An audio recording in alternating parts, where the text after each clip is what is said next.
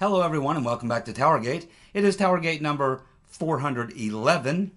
It is Thursday, April the 25th, 2018. Well, let's see. It is 10:33 Eastern Standard Time. We still have not seen the release of the Page and Strzok text. These are the texts, of course, that were originally, we were told, were lost because of a glitch in the system, but then they were recovered by Horowitz a week later. And since then, the Congress has been trying to get a hold of them. They've been stonewalling. Finally, after a lot of pressure, it appears we were told that they were going to get them. Sarah Carter reported yesterday's multiple sources telling her it would be within the next 24 hours. Tom Fitton said he was hearing the same. So, we have now surpassed the 24-hour point, and we still have not seen those text messages. What is going on? Well, it could be that they're waiting for the perps to get their travel arrangements made so they can be out of the country when the shit hits the fan. That's a possibility. Maybe Lynch and Clinton and Rice and all their friends are trying to get their airline reservations and get out of the country and make their travel arrangements for where they're going to go, where there's maybe a non-extradition treaty. A little bit of joking going on there, but anyway, there's something holding this up. I don't know what it is, but it could be also that they're just, okay, we know that they don't want us to see them. Whatever is there is very damaging. Otherwise, they wouldn't have stonewalled and gone to the lengths they've gone to keep us from seeing them. But clearly, there's something they do not want us to see. Now, it's possible this could just be a delay to try to use what they normally do when they have to release something they really don't want to release. They generally won't release it Monday through Friday in a news cycle. They'll generally wait to the end of what's known as the weekly news cycle. That would be Friday, anytime 7 o'clock Eastern Standard Time. Anytime after 7 o'clock Eastern Standard Time on Friday night is when you generally release something that you really didn't want people to know about. That's generally how it's done. So if these texts are not made available by tomorrow, by Thursday, by noon, I would think that it's probably going to be a late Friday evening release, or maybe it could be no release at all. It's hard to say. We just don't know. We're just going off, what we're reading about. And Sarah Carter normally has pretty good sources, but right now things seem to be in limbo. So we're holding on and waiting to see what happens. But we can be sure of one thing. When we do get those texts, yes, there'll probably be redactions, but shouldn't be many. It's not national security stuff that we're talking about here. And the Gang of Eight, as well as the House Intelligence, Senate Intelligence, House Oversight, they all have the clearances that they can look at anything completely unredacted, even if they have to go over to a SCIF and look at it there. So they're not really going to be able to hide the details of this stuff, and we're still waiting on the 1.2 million emails, of which they've received about 3,000. Now, at this point, I think we have hit the point, where I really think that they have to act. I think Nunes and Grassley and Goodlatte are at the point now where they're really going to have to act. And what I mean by that is they need to send Sessions a letter tomorrow and say, okay, Mr. Sessions, here is everything that we have been through. We're fed up. We're fed up. So here's how this is going to work. You have 72 hours from the time on this letter and the date on this letter. You have 72 hours to produce everything that we have requested. 72 hours. If it's not there in 72 hours, we will immediately move for contempt of Congress. We will follow up the following day with the vote for impeachment, and we will impeach you, Mr. Sessions, along with Mr. Rodenstein and Mr. Wray. And we'll see if we can get a new FBI director, attorney general, and deputy attorney general, and see if maybe they will follow the law. Let's try that, Mr. Sessions. I think that that's where we are now. It's clear that they are trying to drag this thing out. We can speculate on why, but there is no speculation on what they're doing. They are dragging it out, period. And at some point, if Congress does not use the authority they have, they're just going to be laughed off. They need to put some teeth into it. They need to make sure these guys know they will literally be impeached and removed from their positions if they do not comply with the law.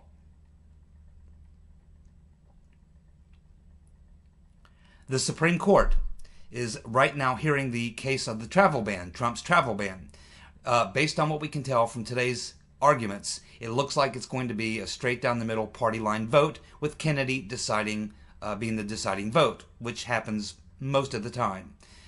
So we're looking into what Kennedy, how he behaved today, and it appears that he had questions for both sides, but he particularly had questions for Sotomayor and a couple of the liberal judges on the court who were trying to use the moral arguments. And essentially, he kind of sided more with the conservatives by saying, well, you know, that's all well and good, all the arguments you're making, but those are really different arguments for a different court and a different hearing. I think what we're here to look at is, does the executive have the authority to issue a travel ban? And so it looked like, just from the questions that Kennedy was asking, that he may be leaning towards the conservative judges and toward Trump's right to institute the travel ban. Too early to tell right now, but that's the early take on it. I think most people are seeing it as kind of a 55-45 right now, maybe leaning slightly toward Trump's position of being able to do the travel ban, it being constitutional. But we're going to have to wait till all the arguments are out, wait for the judges to get together and huddle and figure out what they're going to do. But it's almost certainly going to come down to a party line vote with the 3 liberals versus 3 conservatives, and Kennedy, as usual, being the deciding vote. And he'll probably write the opinion, or maybe Roberts will write the opinion, and of course probably Sotomayor or someone will write the dissenting opinion. So we'll just have to wait and see exactly how that plays out. But that appears to be how it played out on the first day, leaning slightly in our favor if you support the travel ban. Michael Cohen has pleaded the Fifth. That's a very wise move. Most of the questions he will be asked will have to do with his contractual arrangements with Stormy Daniels. There'll be other questions asked about Stormy Daniels. They'll probably ask about other contracts that are similar to that.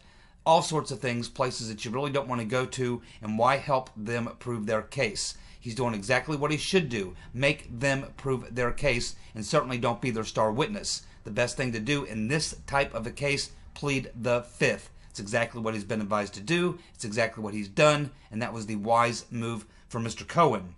Trump is also able to review the charges against Cohen because he is the president.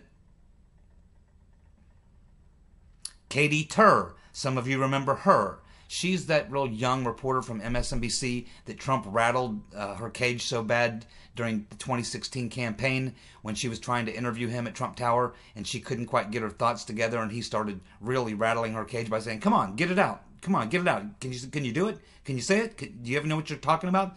Go ahead, get it out. And she got so rattled she couldn't hardly do the interview. Well, she had Chelsea Clinton on this morning, and I imagine Chelsea Clinton thought that Katy Tur, being a total anti-Trumper and Hillary lover, would probably give her softball interview and would side with her. And the issue was this tweet that Chelsea sent out questioning the fact-checking of this New York Times reporter, Amy Chozick, who was writing this Clinton book about the Clinton campaign.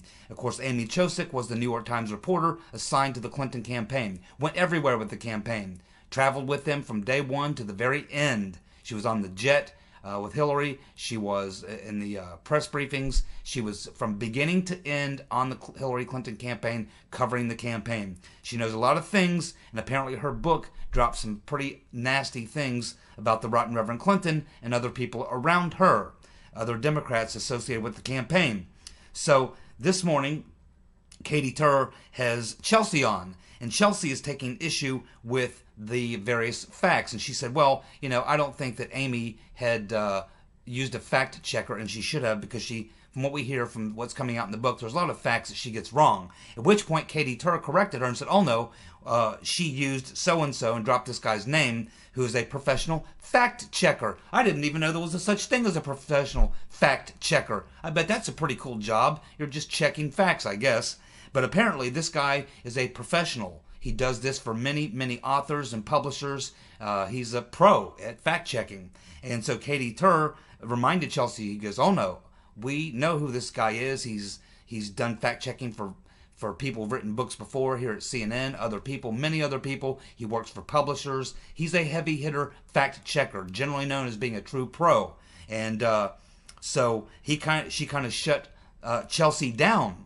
And at some point, Chelsea came back and made a comment back to her. But at the end of the interview, Katy Tur told Chelsea, she goes, well, you know, it was fact-checked. The book was fact-checked. And to tell you the truth, what'd she say? I'm betting on the fact-checker. Katy Tur is betting on the fact-checker over the Reverend Clinton, her friends, and her daughter, the daughter of Webster Hubbell and Hillary Clinton, Chelsea, the half-sister of Danny Williams. More people are questioning the strange behavior of Alexander Down the Hatch Downer.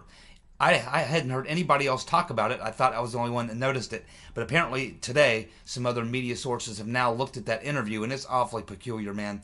It's really strange because, you know, the way that he acts in that interview, like, totally clammed up, man. Totally clammed up. And even saying that he wouldn't comment or deny or confirm or deny that the meeting with Papadopoulos ever even happened, wouldn't discuss what, if the issue of Russian stolen emails was even mentioned in the conversation. He just clammed up, and he was given like official sounding statements like, well, I don't think that this will be good for the relationship between the United States and Australia. We have security commitments and blah, blah, blah, blah, blah, blah, blah, blah, blah, blah, blah, blah, blah. You know, a bunch of garbage.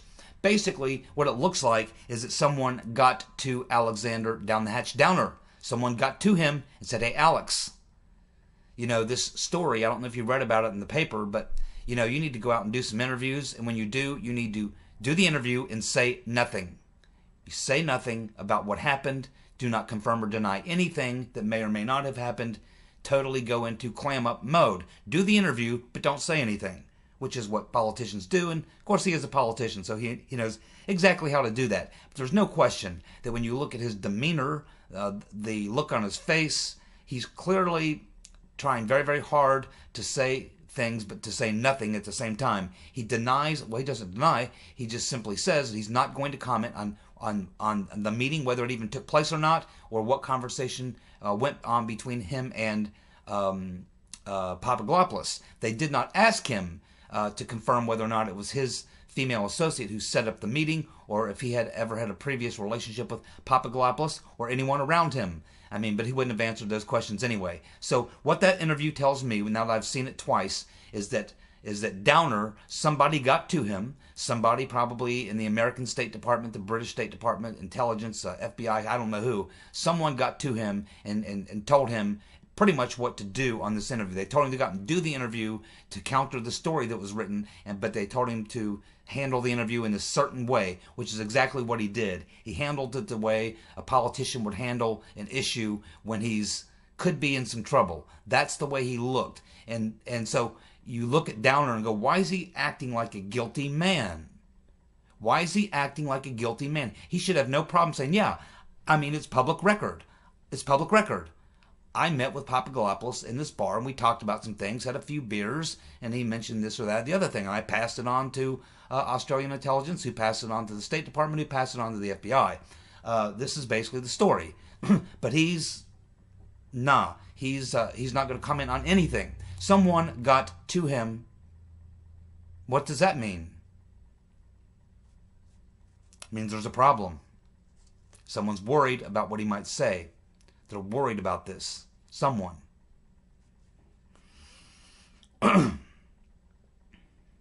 Mad Maxine Waters is now saying that the Cohen tapes will bring down Trump. Everything's going to bring down Trump according to Mad Maxine Waters. You know, she better worry about that little re-election campaign she's got going, because that young Latino guy might beat her.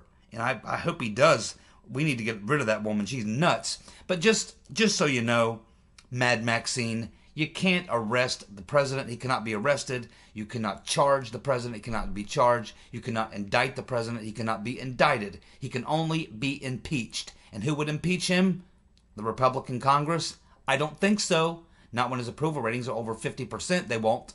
Not when they're all running on him right now. Not when they know how popular he is with his base. They will never, unless they actually have videotape evidence of Trump passing a briefcase of money in one hand, receiving stolen emails in the other. That is what it's going to take to get him impeached. Maxine, you nut. You cannot, Maxine Waters, this is for you, Maxine. The president cannot be handcuffed, arrested, charged or indicted. He can only be impeached. Do you think the Republicans will impeach him? No. Now shut up! Let's see. Well, the New Yorker magazine's Ronan Farrow did an interview where he says that the rotten Reverend Clinton canceled an interview with him after she found out that he was working on that Weinstein, the Harvey Weinstein story. Apparently, she didn't like the fact that he was writing this story telling the truth about what Weinstein had been up to for years. He was a big Hillary Clinton donor. He was the guy who raised lots and lots of money for the rotten Reverend. They're very good friends.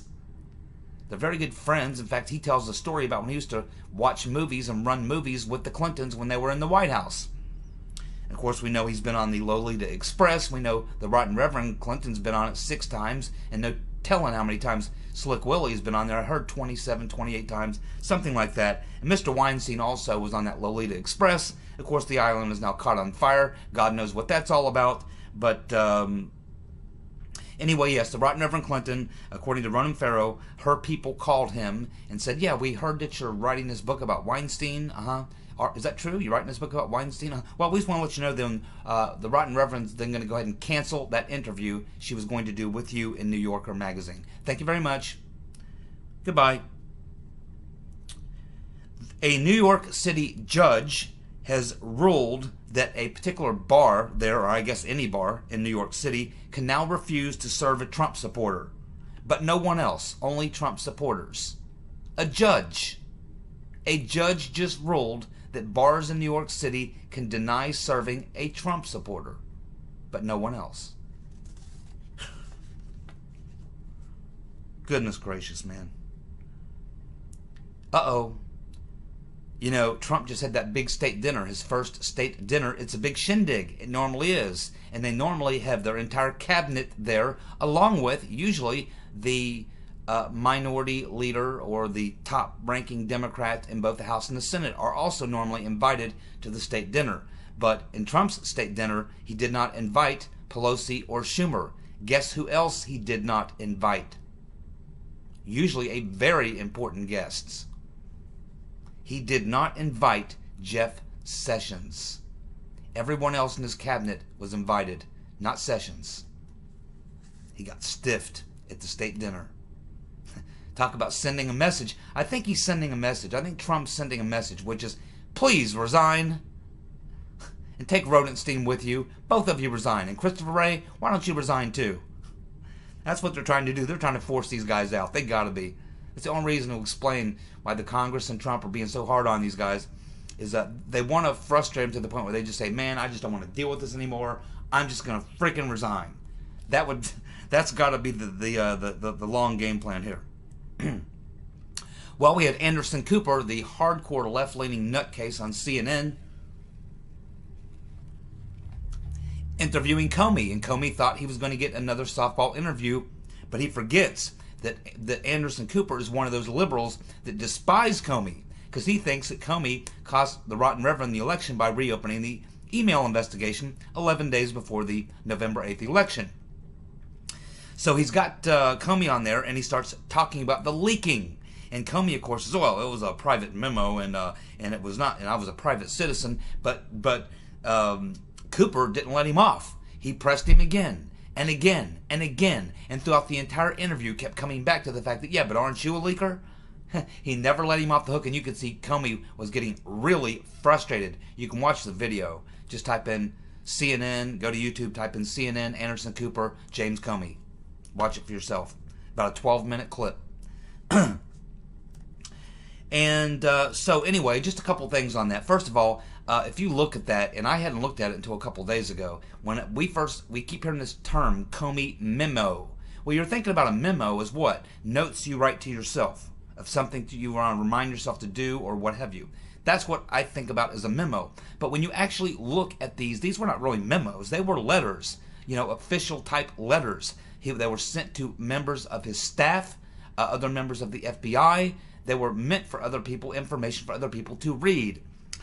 So they weren't really memos. They were essentially letters. They were written on FBI equipment. They belong to the government, not to Comey. He may have been a private citizen when he wrote them, but they were government documents. And they also were classified. There's a lot of problems with this. And even if you look at the Espionage Act, man, I'll tell you, it doesn't take much to violate the Espionage Act. That's why so many people have been put in jail for it. And one particular part of many parts of the Espionage Act simply says that if you remove government property, and he did remove government property. Forget about the fact that he did it because he wanted to get a special prosecutor who happened to be his best friend Mueller, who was appointed by Rodenstein, his other best friend. I mean, forget all that. Forget all the abuse of power, forget the corruption, forget the frame-up, forget all that. Just looking at the Espionage Act, there's 3 or 4 different specific violations that he did. He absolutely must be indicted. Must be. He removed government property from its secure location, which would have been his files at the FBI in their office. Those files belong to the government, not to James Comey, and they weren't memos, personal private memos. They were letters that were shared and sent to other people on his staff and other people in the FBI.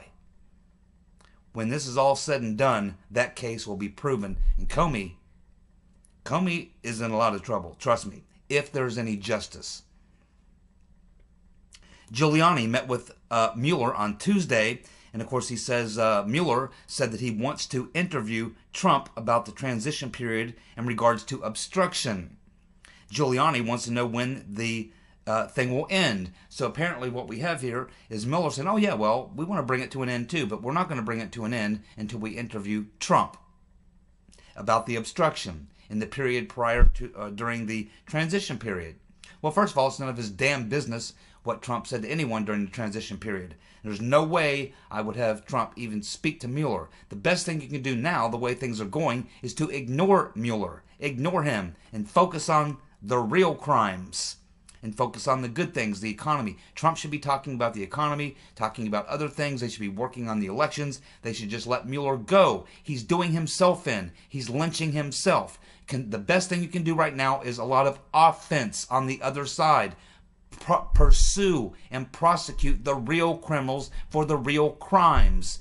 Mueller has nothing. Why have Trump sit down with him and give him something? But the original idea is that when Giuliani said, oh yeah, I'll end this thing within 2 weeks, we're all thinking, okay, well, he's obviously got something he's going to drop on Mueller, like, hey, I know what's in them emails from Weiner's server, and it implicates Hillary Clinton in some very ugly stuff, not just crimes, but real bad stuff.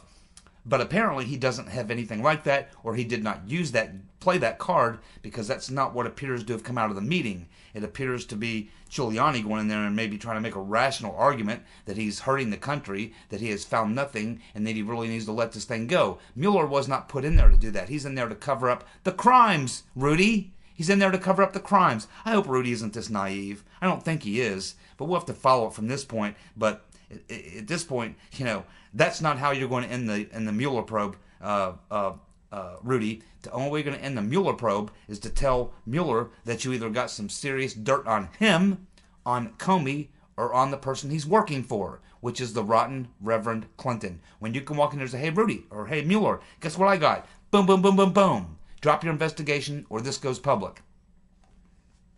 That's the only way. If that's not going to work, if he has nothing like that, and he's trying to have a rational, reasonable end to this thing, it's not going to happen. That's not why Uncle Bob was put in. Uncle Bob the executioner was put in to destroy Trump and everyone around him, and to drag this thing out until late September, early October, and then to drop an October surprise on Trump, whether it's true or not. Doesn't matter. There won't be time to prove that what Mueller is saying is false. You see? I certainly hope Giuliani is smart enough to know this. If he's not, Mr. President, give me a call. Judicial Watch has released 281 pages of Clinton emails that show clear pay for play, and he lists them right on the website. I've read them. Unbelievable. Unbelievable. This stuff is in those emails. Its emails are from 2011 to 2013. They clearly show over a dozen clear, undeniable, easily proven examples of pay for play. But it doesn't seem that the Department of Justice is interested in prosecuting the Clintons because they've had this information for a couple years. They're the ones that turned it over to Fitton and Judicial Watch. They know all about these emails. They know all about this. They've done nothing. The deep state is continuing. I mean, they're not going to go away easy, are they? I mean, that's what I'm saying. To Nunes, to all these guys. Man, Rudy, it doesn't matter. You have got to start playing hardball. Hardball. Offense. Hardball. You are playing footsie with these people. And they're trying to take down the president, trying to destroy him. And you're playing tiddlywinks.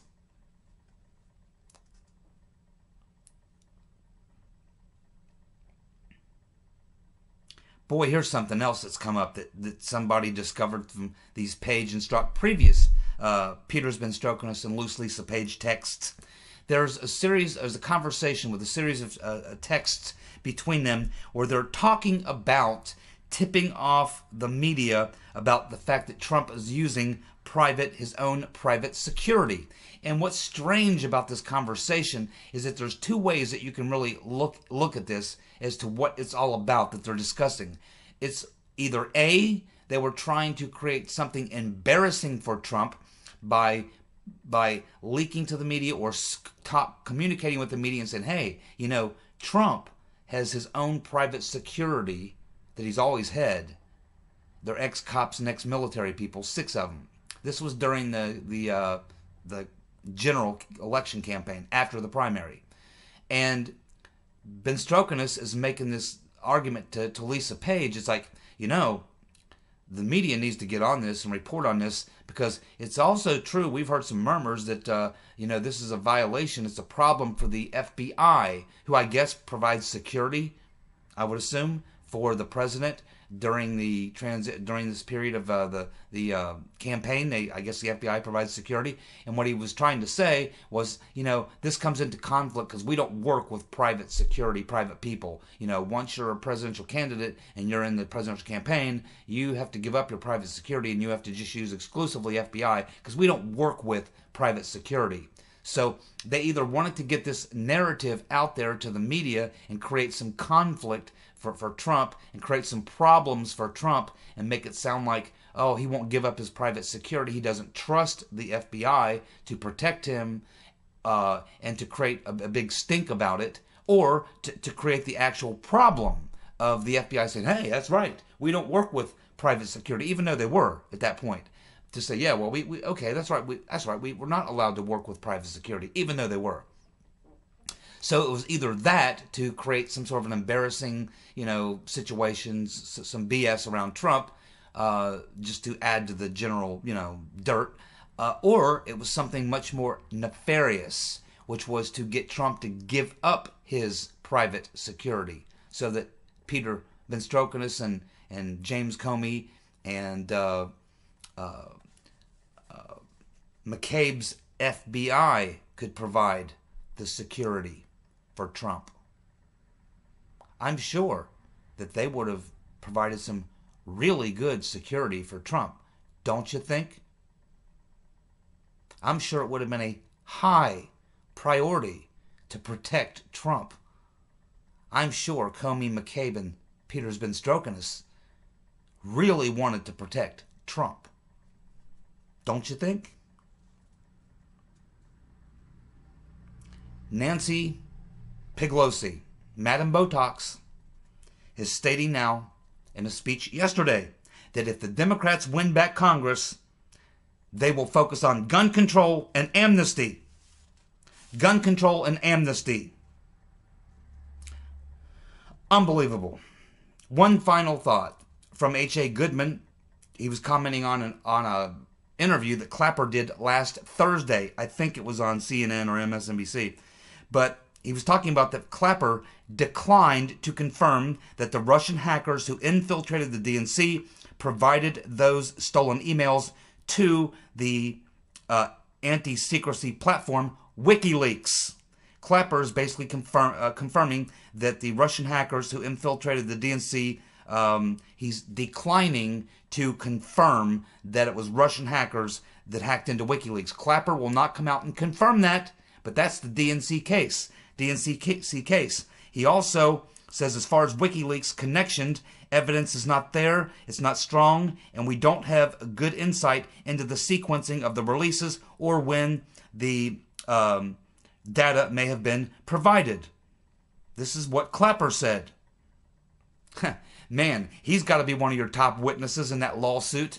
Bring up the former director of national intelligence, now that he's on record, and sit him right down there in the witness chair in front of the judge and the jury and say, okay, now why don't you tell us how confident you are that the Russian hackers infiltrated the DNC and provided the emails to WikiLeaks. He's now on record as saying that they really can't confirm it at all. They don't have any real evidence of that. Also, he cannot have any real evidence or even connection, no evidence of any even connection of Russia, WikiLeaks, or the releases of that data. Nothing. He would be one of your star witnesses for the defense. The DNC. Wouldn't you love to see Clapper testifying as a witness for the Trump campaign against the DNC? Because that's exactly what should happen based on his comments. Thank you, H.A. Goodman, for reminding us of that fact. Alrighty, thank you so much for tuning in. I shall be back tomorrow on Friday. I am having some issues with my battery charger, with my battery going down. I am going to have to get a new battery charger tomorrow because it's getting really, really hot when I try to charge with it, and I'm not getting very much charge at all. So hopefully I will get a video done tomorrow. I certainly expect to. Hopefully I can get to the store and get the correct battery charger. Thank you so much for tuning in. And God willing, there will be a Friday video when I get my battery charger replaced or fixed or what have you. So, thanks for tuning in. I'll be back on Friday, God willing. You guys have a good night. Thanks. Bye. Oh, yeah, those texts. We want them texts. Release the texts. If you got a Twitter account, get it out there. Release the texts. Thank you so much for tuning in. You guys have a good night. Bye.